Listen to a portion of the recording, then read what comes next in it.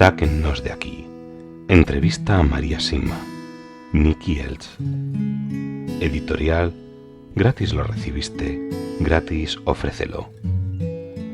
Dedicado con amor a todos aquellos que aún han de experimentar el amor de Dios.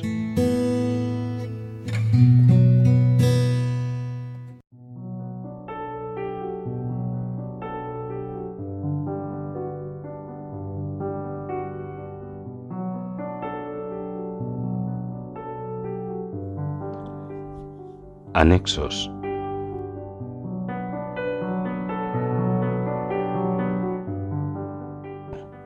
Consejos sobre nuestros mayores ayudantes, los poderosos ángeles.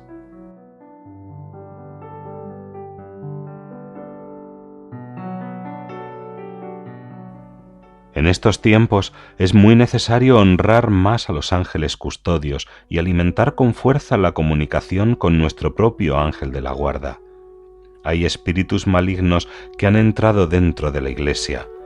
Ustedes solos no podrán contra las fuerzas malignas y necesitan la protección de los ángeles ahora más que nunca. Al invocarles con mayor confianza, ellos tendrán mayor poder para protegernos. Y puesto que del 70 al 80% de todos los accidentes son obra del demonio, hay que invocar a los ángeles custodios de los conductores antes de salir de viaje. También a los ángeles custodios de los pasajeros para que los protejan de todo percance, y a los ángeles custodios de los conductores con los cuales se encontrarán. Si así se hiciera, habría menos de la mitad de los accidentes. Y con pesar debo decir que en la actualidad hay algunos sacerdotes que niegan la existencia de los ángeles. Y así muchos niños no oyen hablar de sus ángeles custodios en clase de religión. En estos casos, los padres deberían ocuparse de que sus hijos les recen diariamente y de contarles más sobre cuál es la función de los ángeles. Busquen buenos libros que hablen de ellos. Solo en la eternidad nos daremos cuenta de cuánta gratitud les debemos por cosas que nunca les hemos agradecido y comprenderemos cuánto más podrían habernos ayudado si no hubiéramos bloqueado la comunicación. Antes de algún acontecimiento importante o si tenemos que ir a algún juicio, recemos al Espíritu Santo y a nuestro ángel custodio para que nos ayuden a obrar correctamente. Recemos de esta forma. Espíritu Santo, concédeme la fuerza de resolver las cosas con valentía, con verdad, con amor y sin herir. Espíritu Santo, mi ángel custodio y arcángel San Miguel, alejad de nosotros los poderes malignos. Espíritu Santo, tú, Espíritu de la verdad, concédenos a todos los presentes la valentía y la fuerza de la verdad, que las mentiras y los engaños se aparten por medio del poder de los ángeles. Amén. Sí, creed y confiad más en los santos ángeles.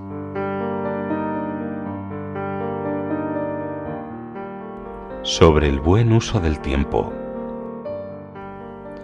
Solo una vez que lleguemos a la eternidad reconoceremos lo que hicimos con el tiempo durante nuestra vida, con los años, los días y las horas, y lo que podríamos haber hecho. Allí también nos daremos cuenta de las oportunidades que dejamos pasar en la vida para hacer el bien. Una vez en la eternidad, será demasiado tarde. ¿Qué no haría la gente para comenzar una nueva vida si supiera lo que es la eternidad? Y aquí hay más ideas que deberíamos recordar. Lo duradero no es eterno, pero lo eterno es duradero. Este es un pensamiento verdadero e importante. Recoge las rosas cuando florecen, porque mañana no es hoy. No dejes pasar las horas, porque este tiempo es pasajero. Construimos muchos hogares sólidos y solo vivimos en ellos como huéspedes, pero construimos muy poco para ese lugar en donde viviremos eternamente. Dios nos da el tiempo para mejorar nuestras almas. El hombre pasa por la vida una sola vez. No habrá una segunda oportunidad, como muchos enseñan hoy. Esto es falso. Dios nos da solo una oportunidad para vivir aquí en la tierra. Son las artimañas de Satanás las que nos hacen pensar que estuvimos antes aquí o que uno vuelve a la tierra en otro cuerpo. Eso es mentira. ¿Cuántas grandes cosas podría uno hacer si tuviera tiempo? ¿Cuántos tesoros podría uno ganar o perder? El tiempo es costoso y corto. No se puede volver atrás. El cumplimiento de la voluntad de Dios debe ser la palabra clave de toda nuestra vida. ¿Por qué se sumerge el hombre en cosas limitadas por el tiempo? Porque piensa muy poco en la eternidad. Buscad en todo cumplir la voluntad de Dios. No nos inquietemos si nos equivocamos una y otra vez. Lo que importa es volver a levantarse y comenzar de nuevo. Errar es humano. Levantarse de nuevo es una bienaventuranza. Quedarse en el pecado es satánico. Reconozcamos con humildad que somos pecadores, pero nadie debe desesperarse si cae una y otra vez, porque Cristo murió en la cruz por nosotros para que podamos levantarnos reiteradamente.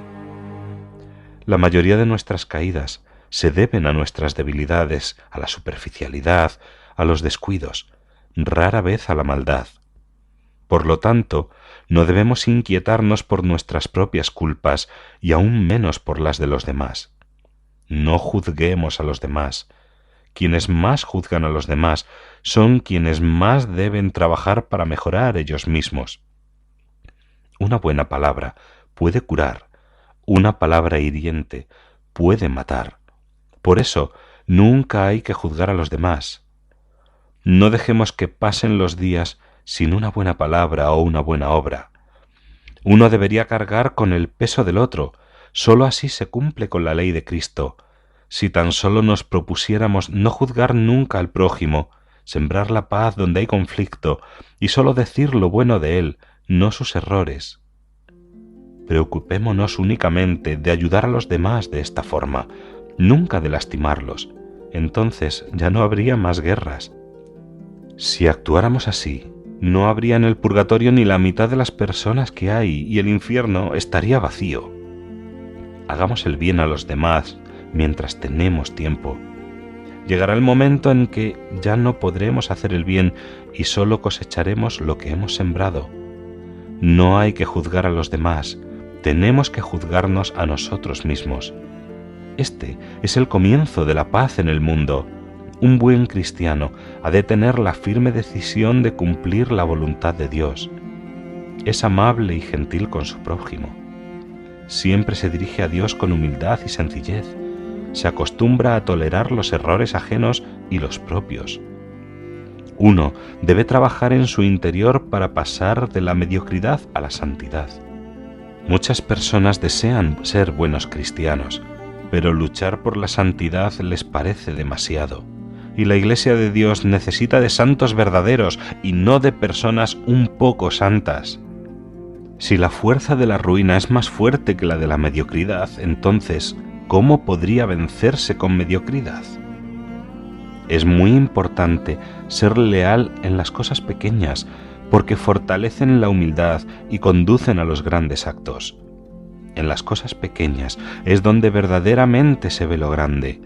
El cumplimiento estricto de los pequeños deberes no requiere de menor esfuerzo que los actos heroicos. Las cosas pequeñas añaden mucho más a la suma total del bien del hombre que las grandes acciones. Aquel que es fiel en lo pequeño también será fiel en lo grande. Aquel que es infiel en lo pequeño también será infiel en lo grande. Sobre las gracias hacia la santidad. Valoremos más la gracia de ser santos. Ese fue el objetivo de todas las santas acciones de Dios. Esta gracia nos brinda su amistad y nos eleva, nos hace similares a Dios, nos brinda un amor de igual a igual. Ser hijos de Dios nos vincula a Él, nos hace compartir la dignidad de Cristo como Hijo y nos vincula a Dios. Nos concede la participación en la naturaleza divina. Como hijos de Dios, vivimos la misma santa y hermosa vida de Dios. la gracia de llegar a ser santos es, después de todo, la corriente viva de Dios que fluye de Él y por medio de nosotros a todos los demás. Somos parte de la naturaleza de Dios, de su naturaleza llena de misterio. Los ojos de Dios por los que miramos es nuestra fe. Las manos de Dios con las que palpamos es nuestra esperanza. El corazón de Dios del que vivimos es nuestro amor. En estas tres dimensiones se encuentra algo de la mirada sagrada de Dios, de su providencia y de su amor infinito. Y por tanto también son virtudes divinas.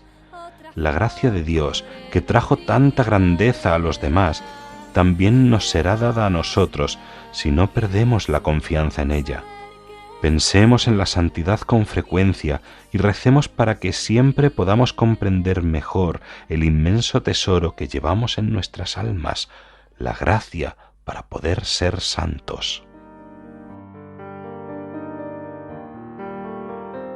Sobre hablar en el momento indicado.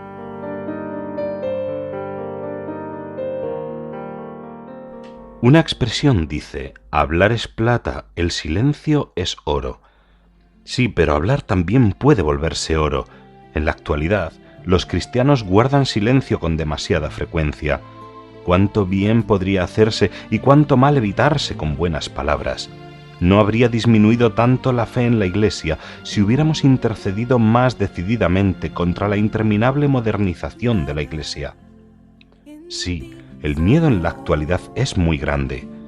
¿De cuánta exigencia deberemos responder cuando vemos claramente que alguien se dirige al abismo y no le decimos nada, aunque podríamos hacerlo sabiendo qué decir, pero no lo hacemos para no ser rechazados?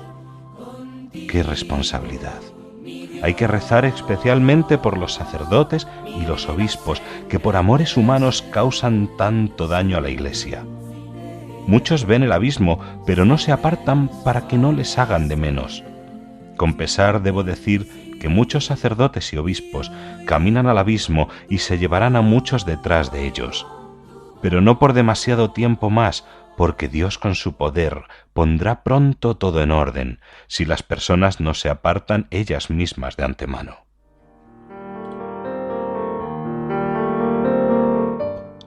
Sobre la reverencia ante Dios. Hemos de tener más reverencia ante Dios. Arrodillémonos con humildad, no permanezcamos de pie orgullosamente ante Dios. Permanecer de pie es algo que todos pueden hacer, pero doblar las rodillas con humildad es algo infinitamente mayor, y no todos pueden hacerlo. Sí, hay incluso sacerdotes que prohíben a los fieles arrodillarse. No se debe obedecer a esos sacerdotes. Por esta misma razón, hay católicos que han abandonado la Iglesia y no asisten más a la Santa Misa ni participan de la Sagrada Comunión. ¡Qué responsabilidad! Sí, debe volver a revivir el espíritu de sacrificio, e ir por la calle con ropas sacerdotales es también parte de la reverencia que se debe a Dios. Muchos sacerdotes podrían prestar su servicio donde se les necesitaba, pero como no vestían como tales, no se los pudo encontrar. Vuelvan a sus vestiduras sacerdotales y hábitos religiosos, y así los fieles tendrán de nuevo más respeto por los sacerdotes.